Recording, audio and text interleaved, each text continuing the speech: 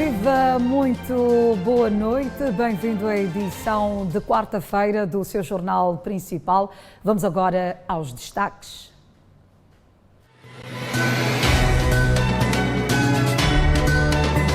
Joe Biden lidera a contagem dos votos para a presidência dos Estados Unidos de América.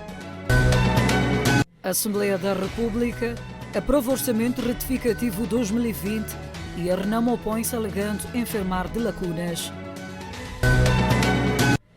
Neutralizados 47 imigrantes ilegais nos postos de controlo de Moatize e Mutarara, na província de Tete.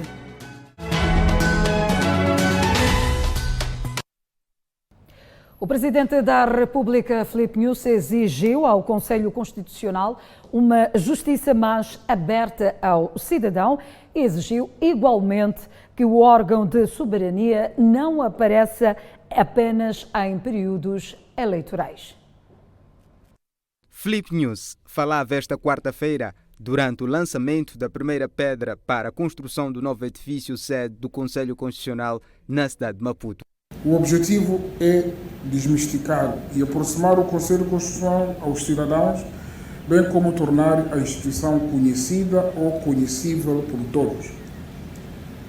Com o conhecimento, o cidadão deixará de ver a justiça como algo transcendental e inacessível.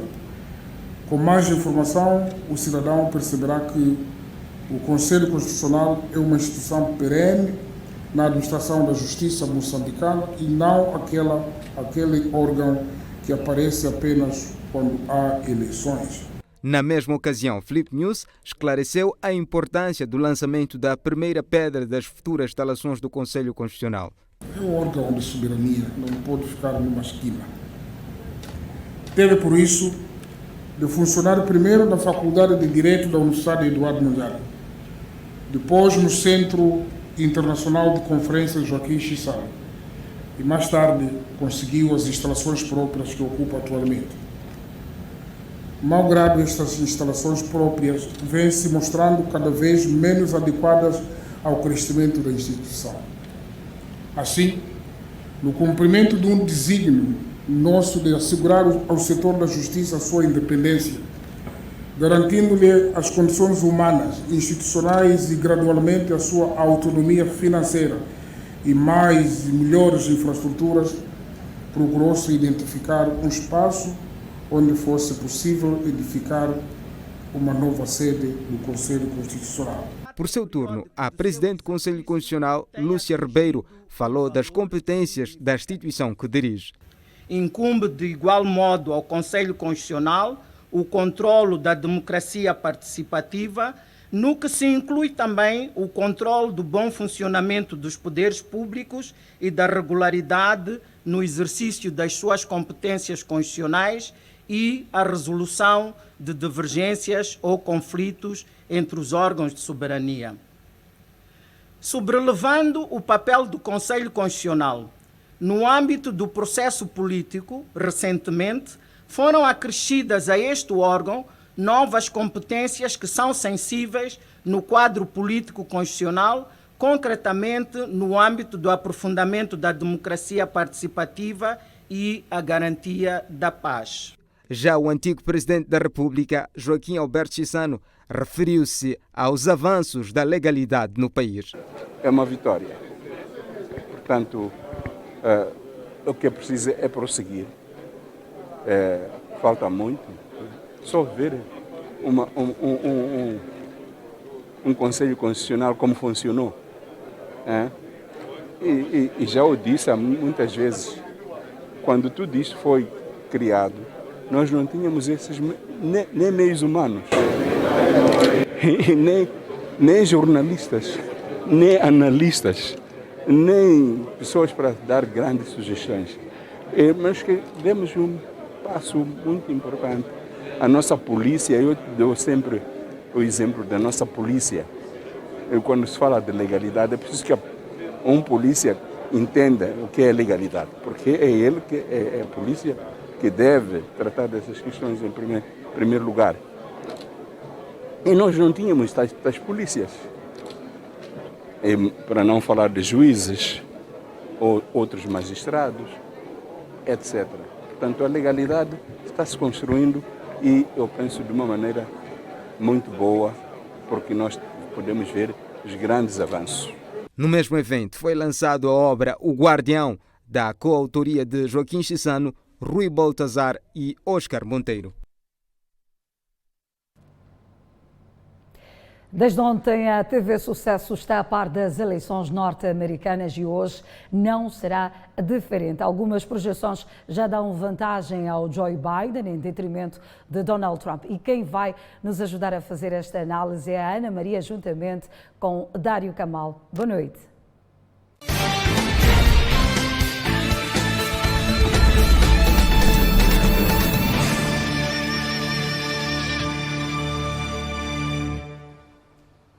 Boa noite, estamos mais uma vez neste espaço para trazer até si as novidades em torno das eleições norte-americanas que terminaram esta terça-feira. Um processo que começou há mais de 15 dias e milhões de americanos votaram por correspondência. Daqui a pouco vamos ter então análise em torno deste processo eleitoral. Como bem disse a Enia Malou, as sondagens apontam então para uma vantagem de Joe Biden, que até então conseguiu 238 delegados contra 213 de Donald Trump. A seguir vamos acompanhar uma reportagem e voltamos para mais informações. Last night, we saw the President of the United States. O candidato democrata à Casa Branca, Joe Biden, está à frente do presidente norte-americano com 238 delegados contra 213 delegados no colégio eleitoral, segundo projeções da imprensa dos Estados Unidos da América. Biden acrescentou os 74 delegados dos 13 estados da costa ocidental, nomeadamente Califórnia, Oregon e Washington, enquanto o republicano Trump adicionou os 4 de Idaho. O colégio eleitoral é um órgão de 538 delegados que elegem estados com base na sua população. O candidato vencedor em cada estado, mesmo por um único voto, recebe todos os delegados, com exceção do Nebraska e do Maine. O candidato que atingir 270 delegados vence as eleições. Joe Biden foi o primeiro a aparecer em público e falar então em torno da eleição que terminou esta terça-feira. Joe Biden foi mais moderado no seu pronunciamento em relação ao processo de votação. Biden pediu então calma aos eleitores americanos e pediu também que se esperasse então a contagem que está a decorrer neste momento nos Estados Unidos da América. Nós também vamos acompanhar a seguir o pronunciamento de Donald Trump, que foi um pouco depois de Biden ter vindo ao público falar então em torno deste processo. Donald Trump ameaçou, portanto, recorrer à Suprema Corte do seu país para contestar então o resultado das eleições, mesmo antes de haver os resultados finais. A seguir vamos acompanhar os pronunciamentos de Donald Trump. Após o fim de votação esta terça-feira, o candidato republicano às presidenciais, Donald Trump, teve a sua primeira aparição pública pouco depois das 2 horas locais, que foi anunciada com pompa e circunstância. Ladies and gentlemen, the President of the United States, Donald J. Trump. Com muitos votos ainda por se contar, Trump surgiu a reivindicar vitória e a antecipar batalhas judiciais contra os democratas pela contagem de votos em alguns estados. No discurso proferido em Washington, na Casa Branca, Trump afirmou que o prolongamento da contagem é uma grande fraude e se prepara para ir ao Supremo Tribunal contestar os votos ainda por contabilizar. This is a fraud on the American public. This is an embarrassment to our country. We were getting ready to win this election. Frankly, we did win this election. We want the law to be used in a proper manner. So we'll be going to the U.S. Supreme Court. We want all voting to stop. We don't want them to find any ballots at 4 o'clock in the morning and add them to the list, okay? It's a very sad moment. To me, this is a very sad moment, and we will win this, and as far as I'm concerned, we already have won it. Disse o candidato republicano. Devido a milhões de votos feitos por correspondência, os resultados poderão demorar a serem anunciados. A previsão da divulgação está prevista para uma semana. Esta foi a reação de Donald Trump, candidato republicano, que diz que vai contestar estas eleições à Suprema Corte caso perca a favor de Joe Biden, que é o candidato democrata. Vamos então analisar este processo de votação e temos connosco mais uma vez o analista de política internacional, Dário Kamal, que já está aqui connosco. Boa noite, Dário Kamal. Obrigada por estar aqui mais uma vez.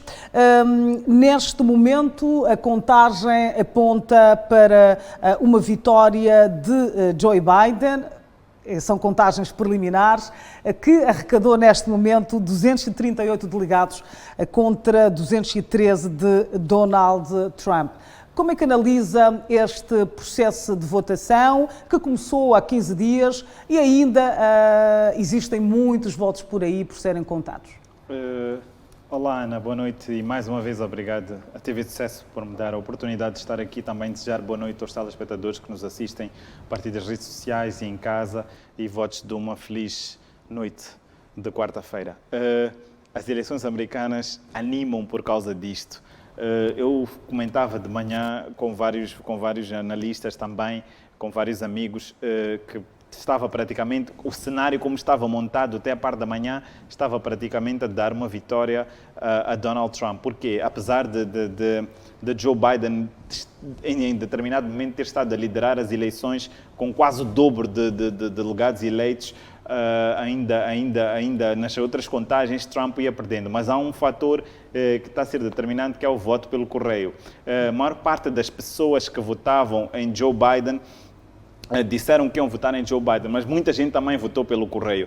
E para Trump, as pessoas não assumiram que iam votar, votaram, mas votaram presencialmente. E isto agora está a ter um efeito dominó. Porquê? Porque na parte da manhã, com as estatísticas a mostrarem como estava, Trump ganharia em muitos dos estados. Falo, por exemplo, para o caso de Michigan, onde Trump chegou a estar em vantagem com mais de 10 pontos percentuais e agora, neste momento, Michigan está a favor dos democratas, de Joe Biden.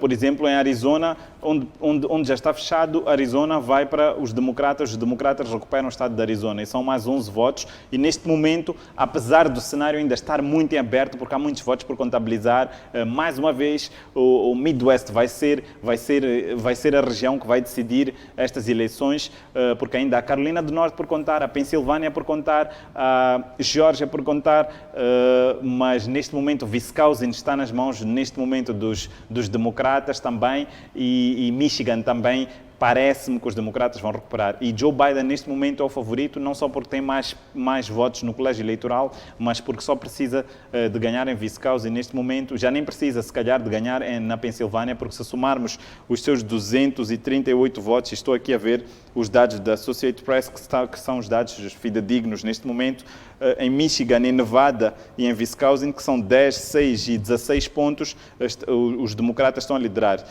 somando isto, trocando isto por miúdos, estamos a falar que estes 3 estados juntos dão 34 pontos e neste momento Joe Biden tem 238. Com 238 somados aos 34 pontos, Joe Biden ultrapassa os 270 e é eleito presidente. O que é necessário para Donald Trump ganhar as eleições neste momento? É preciso ganhar na Pensilvânia, ganhar na Carolina do Norte, ganhar na Geórgia, onde é favorito, e não perder num destes 2 estados, Wisconsin e Michigan, e ganhando obrigatoriamente na Pensilvânia. Tem um caminho mais dificultado, mas todo o cenário é possível, porque o voto é secreto e nós não sabemos como é que vai acontecer os votos da Pensilvânia, que só foram contabilizados até este momento 64%. Estamos a falar que, por exemplo, em Michigan são 96% dos votos contabilizados, mas a diferença em percentagens é de 0,3%. Portanto, estamos a falar que Joe Biden vai na frente com 10 mil votos, num total de 3 milhões ainda por contar. Portanto, tudo pode acontecer, tudo está em aberto nestas eleições americanas, mas neste momento, com o cenário como está montado neste momento,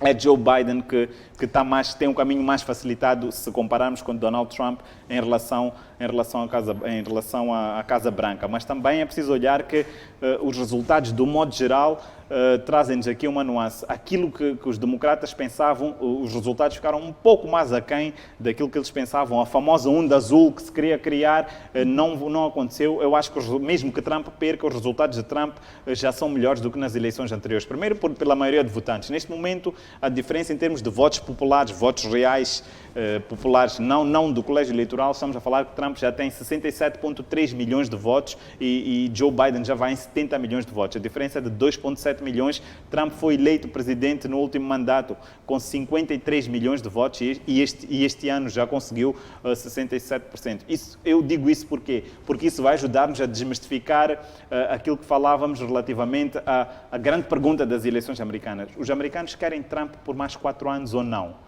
Não era só questão de mudança de democratas para republicanos. Exato. E vamos então ter essa resposta, se calhar em uma semana. Mas como é que avalia o discurso dos 2 candidatos após o término de votação esta terça-feira?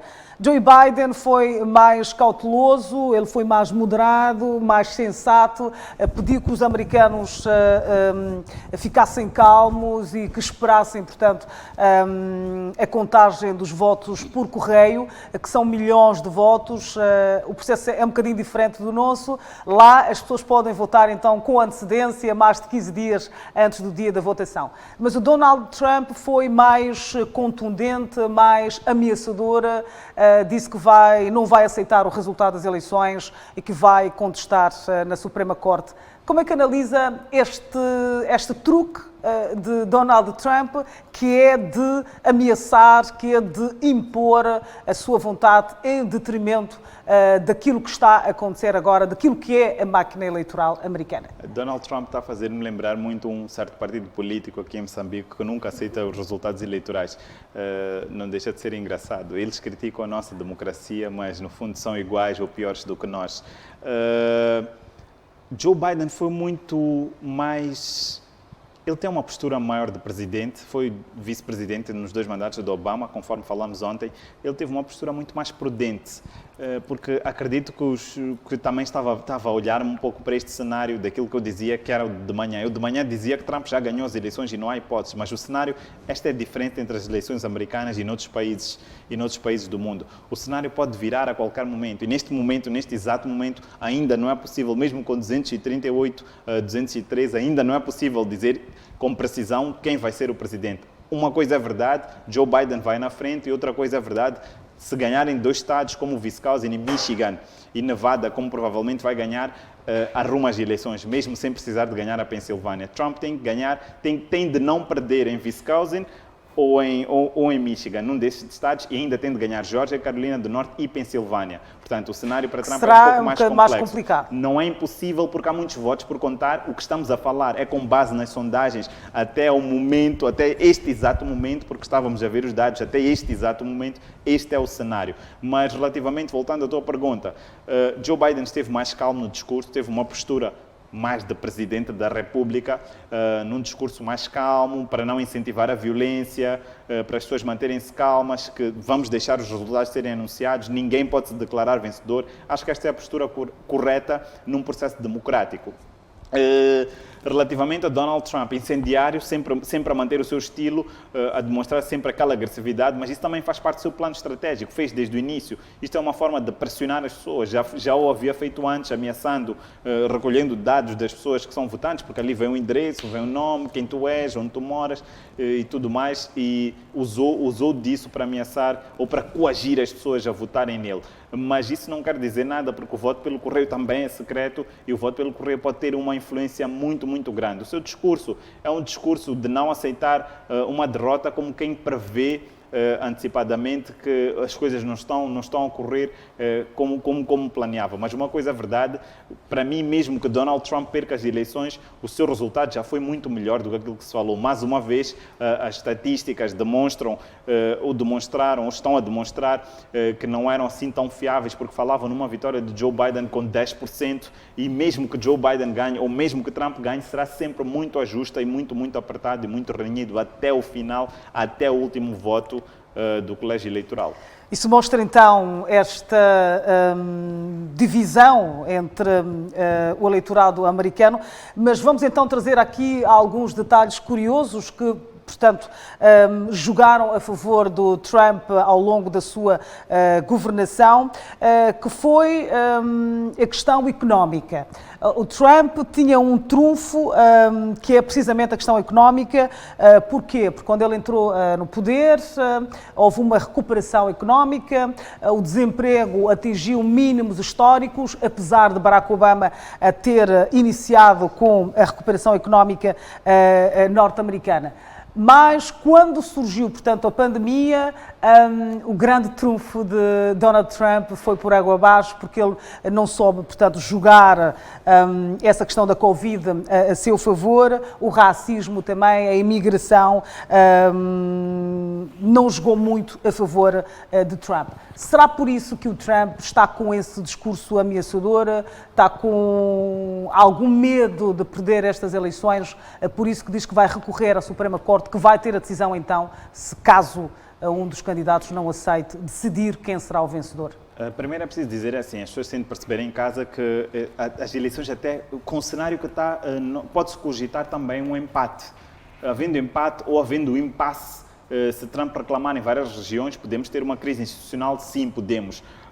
Se este processo se prolongar e se até a data de tomada de posse do novo presidente não houver presidente, quem assume constitucionalmente a presidência dos Estados Unidos, provisoriamente, obviamente, é presidente da Câmara dos Representantes. Ou seja, é Nancy Pelosi, que é democrata, que pode assumir em caso ou de empate ou em caso de termos esta crise institucional que leva a que no dia de tomada de posse não haja ainda definido um presidente ou não haja consenso ou acordo.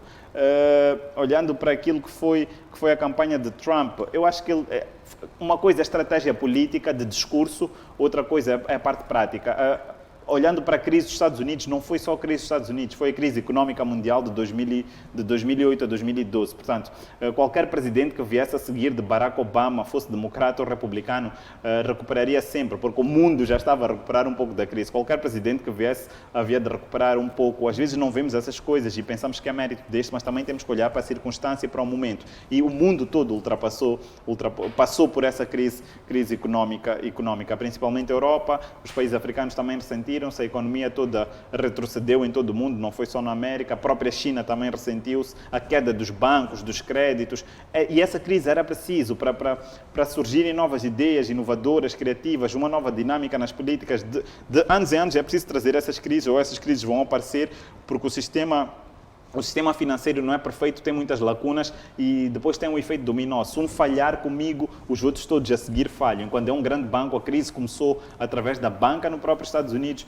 e quando isso acontece depois tem influência muito grande porque dinheiro custa dinheiro, dinheiro compra dinheiro e a banca comercial também precisa de comprar dinheiro, os bancos centrais, o Banco Europeu, isso originou toda essa crise na Europa e nos Estados Unidos, que são os grandes parceiros comerciais. Com o coronavírus, tivemos um pouco mais do mesmo, que foi a economia dos Estados Unidos vinha em crescendo, vinha num movimento bom. Donald Trump é um businessman, é mais businessman, tem mais postura de businessman, já o comprovou enquanto empresário que ele é bom nisso, mas nunca demonstrou uma grande,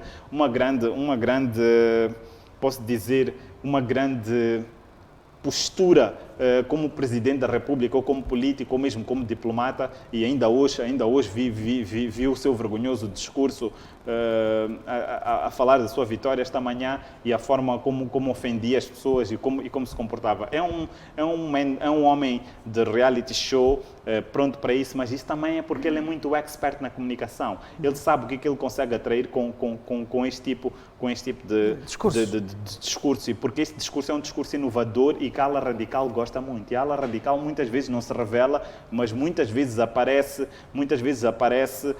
por detrás a votar. Por isso é que eu referia no início que 67 milhões de votos, se nós analisarmos, é mais do que 53 milhões de votos. Se as pessoas dizem que o discurso de Donald Trump é vergonhoso, então por que votam em Donald Trump? Estamos a falar que Donald Trump teve um acréscimo. Para mim, o seu resultado, ganhando ou perdendo, já é muito bom relativamente àquilo que foram as últimas eleições. Não só pela participação das pessoas, mas pelo número que ele consegue alcançar naquilo que era. E não só pela recuperação. Nas primeiras projeções, o Joe Biden ia com o dobro tanto de votos, tanto de voto popular como no colégio eleitoral. E Trump recuperou muito ao longo da manhã e eu cheguei a pensar que as eleições estariam completamente fechadas, mas vamos ter que esperar pelo menos até sexta-feira para termos um resultado mais específico, mais conciso. A menos que em Wisconsin e Michigan o Joe Biden vença, aí sim as coisas ficam mais complexas para Donald Trump. Última questão, Dário Camal. Havia previsão então de alguns confrontos, mas até então, depois do término da votação esta terça-feira, a situação continua calma, apesar de alguns focos que não são complicados terem acontecido hoje. Ou seja, a situação está um bocadinho calma. Está calma. Nova Iorque, por exemplo, está em estado de sítio. A polícia está nas ruas, está a patrulhar, mas não é de excluir. Eu acho que mais para frente vamos ter algumas caramuças. Já tivemos em 2016, acho que este ano vamos voltar a ter, mas tudo também vai depender um pouco de como vão ser anunciados os resultados. Mas se continuarem a ser assim anunciados em câmara lenta, como está a acontecer, se calhar até estrategicamente, e a contagem dos votos pelo correio tem sido mais lenta, e os Estados têm independência de publicar os resultados de formas diferentes. Os Estados não estão a publicar os seus resultados de forma muito igual, e são estados que definem. O estado da Pensilvânia, por exemplo, só contou 64% dos votos, ou seja, há mais de metade dos votos para contar, e são 20 pontos do colégio eleitoral ainda por ganhar. Mas vamos esperar para ver. Os americanos sempre souberam resolver os seus problemas. Não estou a ver uma crise, uma guerra civil, uma grande crise institucional. Acredito sim que, se Trump perder, vai recorrer para vários tribunais em diversos estados onde vai reclamar, e acredito sim que, não defendo nem Trump nem Biden, mas o sistema de voto por correio proporciona sim a manipulação de resultados, claramente. Tanto pode ser para um lado como do outro, mas é estranho que Trump agora reclame, porque ele foi uma das pessoas porque ele lutou para que esse sistema pudesse ser implementado e que as pessoas pudessem também usufruir do voto pelo correio, e ele próprio agora vem reclamar relativamente a esta maneira de votar. Mas vamos ver, vamos aguardar. Mais uma vez refiro-me, Joe Biden vai em vantagem, tem os caminhos mais facilitados que Donald Trump, mas Donald Trump ainda não perdeu as eleições, continuam a haver votos por contar, e é o voto pelo correio que vai decidir, apesar de, para finalizar, Joe Biden ter surpreendido para mim a ganhar na Califórnia, ganhou em Nova Iorque, que era um lugar esperado por ganhar, mas os seus resultados para mim ficam um pouco aquém daquilo que as estatísticas iam apontando ao longo das semanas. Exato. Obrigada, Dário Camal. Está tudo em aberto. Até então, Joe Biden leva vantagem na contagem preliminar. Está com 238 delegados contra 213 de Donald Trump. Portanto, estas eleições são uma das mais participadas da história dos Estados Unidos, e os resultados poderão, portanto, vir ao público em uma semana, no mínimo. Até lá, acompanhe aqui na TV Sucesso a atualização dos dados destas eleições controversas.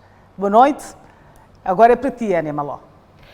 Pois é, Ana Maria, resta apenas nos aguardarmos por estes resultados e porque no nosso país também está a acontecer.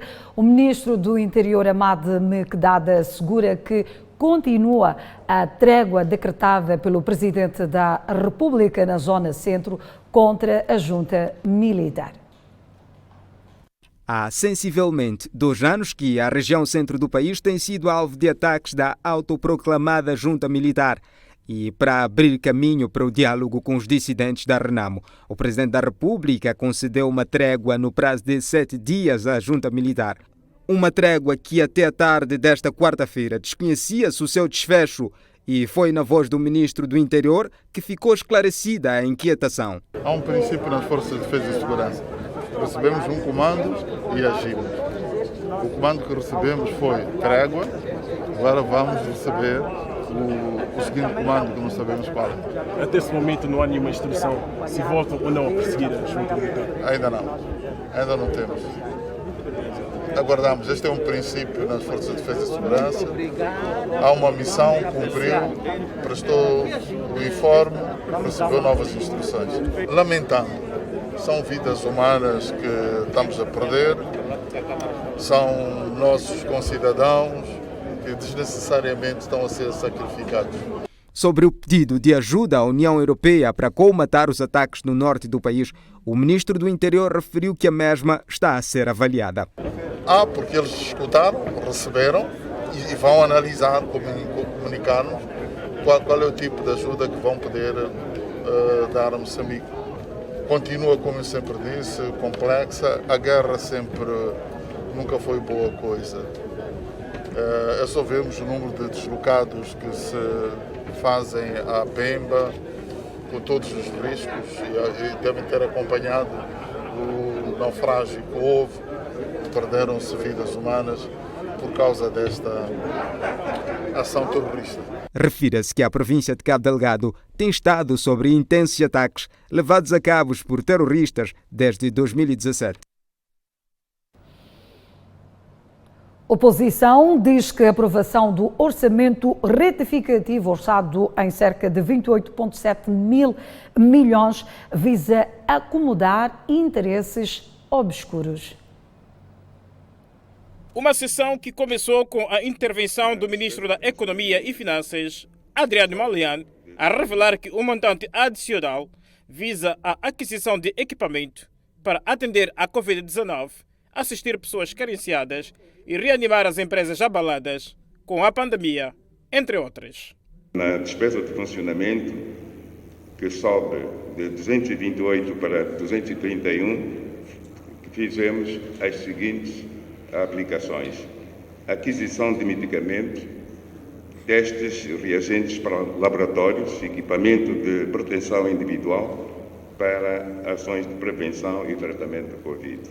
Fizemos também a contratação, estamos a fazer a contratação de 1.440 profissionais de saúde para o apoio ao Sistema Nacional da Saúde no âmbito da Covid, o pagamento de subsídio de risco para 42.170 profissionais de saúde enquadrados nas carreiras de regime geral e específico.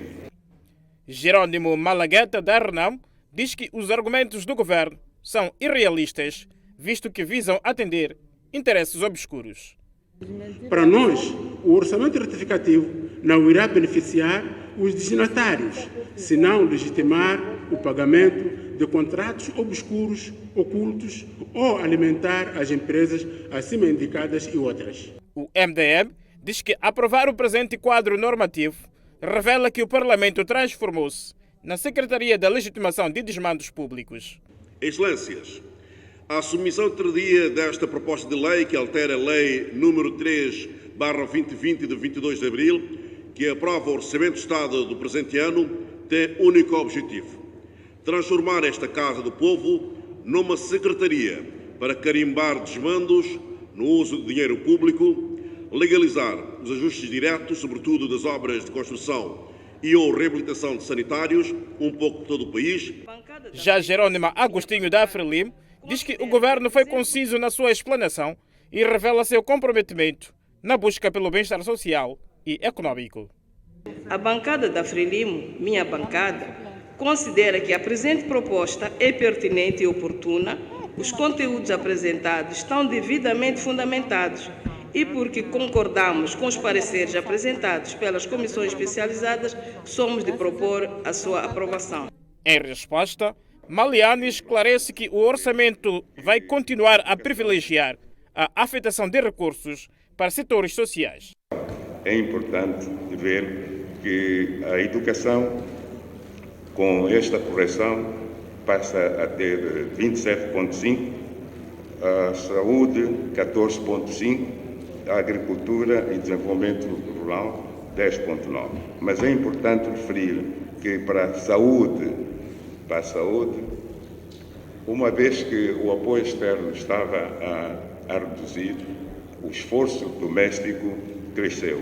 Por exemplo, na lei nós pusemos 10,9% e agora passamos a ter 13,6% só de recurso interno. E o externo, naturalmente, veio com 19%.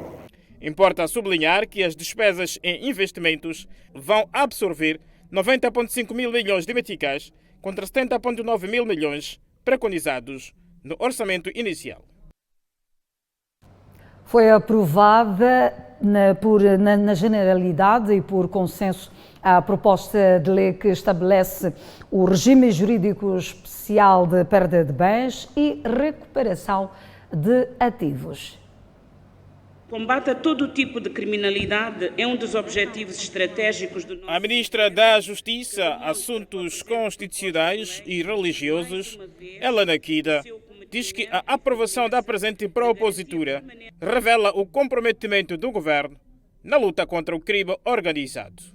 O combate a todo tipo de criminalidade é um dos objetivos estratégicos do nosso governo, que demonstra com a presente proposta de lei, mais uma vez, o seu cometimento e firmeza na garantia permanente da segurança, paz e harmonia na nossa sociedade, premissas essenciais para o acelerado desenvolvimento econômico que todos almejamos.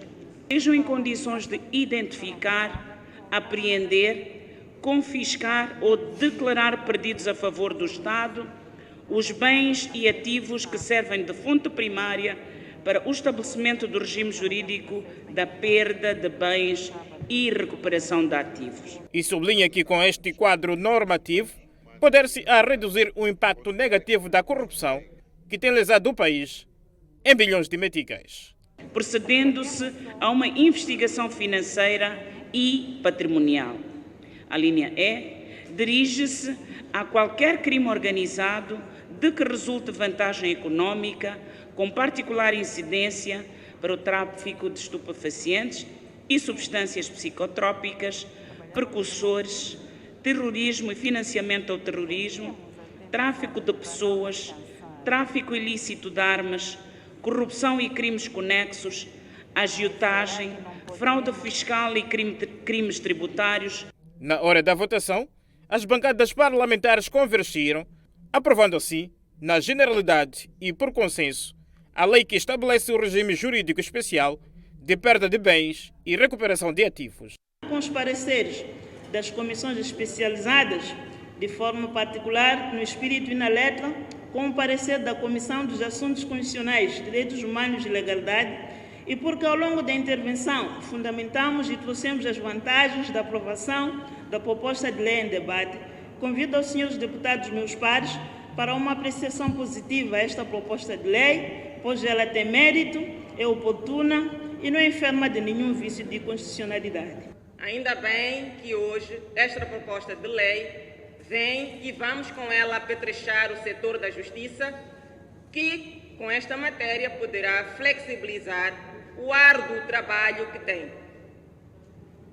O ladrão tem muitos tentáculos, rouba-nos de várias formas, rouba-nos terras e por via disso alguns apresentam-se como os maiores agricultores da aldeia. E não há formas legais para lançar mão à riqueza ilicitamente acumulada para reverter ao benefício da população. Por isso, excelências, o MDM lutador por Moçambique justo para todos e considera que esta proposta de lei é meritamente pertinente. Refira-se que na sessão desta quarta-feira foi aprovada também na generalidade a criação da Comissão ad hoc para a seleção de membros da sociedade civil para integrar a Comissão Nacional de Eleições, cujo mandato prescreveu. Já as bancadas da Frelimo e do Movimento Democrático de Moçambique entendem que a lei é pertinente, mas peca por ser tardia. Avocamos que foi sem tempo, já devia ter sido colocada esta propositura, porque sabemos que há os lesa-pátrias que estão a circular do lesa a lés e estão a passear a sua classe, não há nenhuma responsabilização, o Estado sai a perder, tanto com esta propositura vai efetivamente viabilizar e vai desencorajar, porque, como sabe, o crime não compensa aqueles que classificam as contas do Estado para benefício próprio, aqueles que por via do terrorismo, aqueles que é por via de branqueamento de capitais, por crimes cibernéticos ou informáticos, crimes de colarinho branco e ou mesmo crime organizado, serão chamados efetivamente a responder, quer civil, através de recuperação dos bens que tivera defraudado aos terceiros, que é para, na verdade, desencorajar e que é criminalmente. Portanto, esta é uma lei oportuna, ela se reveste de tamanha importância num Estado de direito democrático, onde os modus operantes mostram claramente que há quem se enriquece sem justa causa. Em relação ao regime jurídico de recuperação de ativos e perda alargada de bens, é um instrumento que já há muito era necessário pela sua importância, por aquilo que representa no combate à corrupção e outros crimes conexos. É um instrumento que a Procuradoria-Geral da República já vinha há muito tempo clamando por ele, dado que as pessoas que praticam esses crimes apenas eram julgadas e condenadas, mas não tinham este abalo econômico de serem desprovidos desses bens que adquiriram com base em recursos provenientes da prática desses crimes.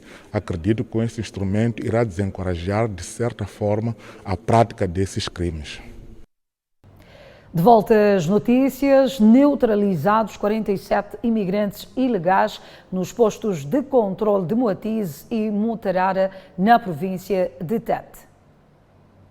O Serviço de Imigração de Tete neutralizou 47 imigrantes ilegais nos postos de controle de Musecama, em Moatize, em Marara e quilômetro 18 na cidade de Tete, respectivamente, no âmbito de trabalho intensivo envolvendo a PRM, Senam, entre outras áreas. Trata-se de cidadãos de nacionalidades etíope e malauiana, provenientes da República do Malau, que se faziam transportar em 2 caminhões com destino à República da África do Sul, com fins de emprego e condições de vida. Esta informação foi dada a conhecer por Amélia Direito, porta-voz da Direção Provincial de Migração em Tete, e afirma que os mesmos não possuíam nenhuma documentação para permanência no território moçambicano. Encontram-se retidos 47 cidadãos estrangeiros, interpelados por uma equipa multissetorial composta pela migração, PRM e outras áreas do MINT, por imigração clandestina. Os cidadãos que entraram em Moçambique entraram por vias não estabelecidas por lei e também não ostentavam nenhum documento de viagem, e os mesmos não cumpriram com as normas migratórias. Amélia Direito disse que a sua corporação está preocupada com o índice de imigrantes clandestinos que entram nesta parcela do país, o que leva a intensificar a fiscalização multissetorial. A Direção Provincial de Imigração de Tete está preocupada com esse tipo de casos e também está a trabalhar arduamente para desencorajar a entrada de imigrantes ilegais a nível da província de Tete e também auxílio desses imigrantes a nível da província de Tete. Entretanto, a porta-voz de Senam em Tete apela aos cidadãos a denunciar qualquer suspeita de pessoas estranhas permanente nas comunidades. Apelamos que qualquer cidadão que encontre alguém nas condições desfavoráveis, comunique à Direção Provincial de Imigração de Tete, No caso de há cidadãos que entram no território nacional sem documento e são abandonados em qualquer ponto, comunique a Direção Provincial de Imigração de Tete para os passos subsequentes. De recordar que os imigrantes ilegais mais frequentes na província de Tete, com destaque, vai para os de nacionalidades etíope, malauiana e paquistanesa. Ainda em Tete, a eletricidade de Moçambique aperta o cerco e desmantela circuito de roubo de energia na urbe.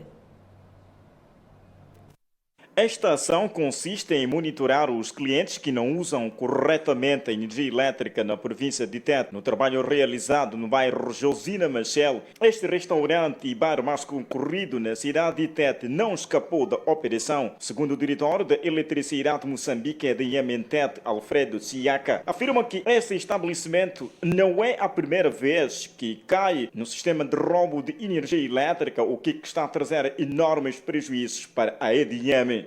Nós estamos no processo de fiscalização das instalações para avaliar o grau de utilização correta de energia elétrica dos nossos clientes.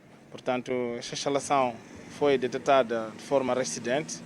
Portanto, no ano de 2019, em julho, detectou-se uma fraude de energia e, como medida, a EDM, depois de todo o processo de multa, a EDM pôs o contador pendurado nos postes, portanto, e criou outros mecanismos no sentido de ter duas alimentações, ou seja, dois cabos que alimentam a instalação, em que um deles tem um contador de energia devidamente contratado e o outro cabo não tinha contagem.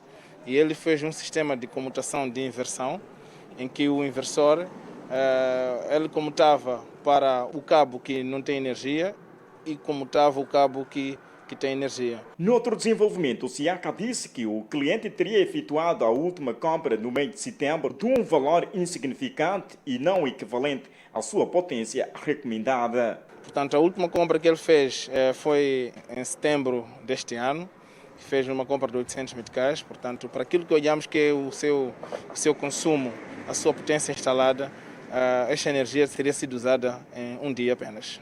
Em termos de prejuízo, ainda estamos por fazer os cálculos, porque como é uma situação de flagrante, a nossa equipe ainda vai poder fazer a avaliação e oportunamente poderemos dar o informe. O diretor da EDM garante que vai continuar a intensificar a fiscalização dos clientes com vista a desmantelar os praticantes deste mal. Nós vamos fazer a montagem dos contadores nos postos, em todos os clientes, vamos intensificar as nossas fiscalizações e vamos fazer também um controle efetivo no âmbito do processo de compra dos nossos clientes a nível da província. Importa realçar que, na mesma sequência, a EDM desconectou uma farmácia no bairro Samora Machel que usava energia incorretamente. Transportadores semi-coletivos de passageiros da província de Maputo voltam a operar, apesar de não alcançar consensos com as autoridades municipais. Os transportadores semicoletivos de passageiros que operam na via Chipamanine-Matola paralisaram as atividades por algumas horas na última segunda-feira em protesto contra a mudança da via Mercado Vulcano para a Avenida de Angola. Entretanto, esta quarta-feira, os grevistas voltaram a operar, embora continuem a discordar da decisão. Machanchene, Matola Gare, Mozale, Chipamanine, todos que saem da Matola para Chipamanine, da Liberdade também. Voltarmos onde nós estávamos a trabalhar, a nossa via que nós usávamos. Não era bom, mas a gente já tínhamos habituado, a maneira de trabalhar era minimamente, né? Nós estamos a gritar, ninguém está a ver, ninguém colabora, ninguém pergunta o que está a acontecer conosco. Estamos a trabalhar, mas são os custos, os gastos que são maiores. Nossa inquietação não é porque nós não queremos entrar no parque, mas é para nos encurtar a distância. Uma vez que nós estamos em tempo de pandemia, o nosso trabalho não é igual como antes. Os transportadores alegam que o troço Avenida de Angola é insustentável, tendo em conta que o preço de combustível não compensa a atividade, sobretudo com as restrições impostas pela Covid-19. A rota estamos a usar aí coisa, o Alto-Maia descer de novo para Chipamanine. E para nós aquilo ali, nós estamos a ficar prejudicados por causa do custo do combustível. os gastos são maiores. Estamos a falar de 300 meticais a mais. Vera lá em cima, lá no Alto Maé. Então, para descer, somos muitos. Há tantos carros. Carros da Matola, carros de Gaza, carros de o quê? A gente estamos assim. Tá vendo? Sim. Então, essa doença aqui não vai acabar. Porque lá estamos a perder o tempo. Aliás, o tempo que nós levamos daqui até Chipamanique é diferente do atual. A distância em si. De novo, ali no parque, estamos a perder mais uns 10, 15 minutos. Ao sair também é a mesma coisa. Ainda nós temos aproximadamente 30 a 40 minutos só para poder entrar e sair no Chipamanique. Ainda assim, esperam que as autoridades municipais recuem da decisão. Em algum momento eles acabaram dizendo que o projeto que eles traçaram é irreversível. Em algum momento podem vir a aceitar aquilo um bocadinho, mas na verdade é aquilo que eu ouvi, porque tive reunidos com ele, acredito que há pouca possibilidade. Não estamos a pedir para que a gente volte a trabalhar da maneira como trabalhávamos, né? Isso estamos a pedir, não estamos a lutar com o governo. O governo é governo. Já usamos máscara, o quê? Já sabemos o que é essa doença, que era o quê? Está a ver? A retoma das atividades dos transportadores semicoletivos de passageiros decorre a meio gás, visto que nas primeiras horas desta quarta-feira haviam longas filas no terminal do Patrício Lumumba. Só para citar exemplo. Já a Cooperativa dos Transportadores da província de Maputo diz que não foi informada da mudança de rota do Vulcano para a Avenida de Angola. Por isso, espera que as autoridades mudem de posicionamento. O município de Maputo, segundo informações que nos deram, porque a associação foi chamada para tomar conhecimento que havia essa posição. Mas o que colocam lá, dizem eles de que primeiro é para os carros estar num único parque, com uma única entrada e uma única saída. Não foram consultados? Não fomos consultados. Segundo informações da nossa estrutura, não foi consultada. E nesse encontro, quando houve essa informação, tentaram colocar uma inquietação, mas não foi aceite. Que na segunda-feira eles iam tomar aquela rota que eles não concordam. Então nós o que fizemos, logo à tardinha, reunimos com eles, conversamos com eles e colocaram-nos as questões. E nós vimos que são questões justas. Mas nós aconselhamos a eles, para podermos ter a maturidade da informação, eles tinham que ter no terreno, tinham que entrar no terreno para poder estudar a zona e comprovar quais são os prejuízos. E nós, na base daqueles prejuízos, podemos ir reclamar a estrutura que tomou aquela decisão. Mas acho que isso não foi possível porque era uma decisão unilateral, porque aquela posição não era só do Patrício Lumumba. Abrangia a nível da província de Maputo, todos os carros que iam para Chipamanique tinham a mesma inquietação. Por isso, a nossa primeira reunião quase não rendeu. O que nós estamos a apelar é que a associação, qualquer associação, é parceiro do governo, porque nós estamos a completar aquilo que o governo está a fazer. Quando há tomada de decisão dessa natureza, a nossa opinião é que temos que sentar na mesa, desenharmos um plano que não leva para outro nem para outro, porque aqui o que vai acontecer amanhã é dar-se culpa a alguém. E nós ficamos por aqui com promessas de cá voltarmos amanhã à mesma hora. Até lá, passe bem, boa noite.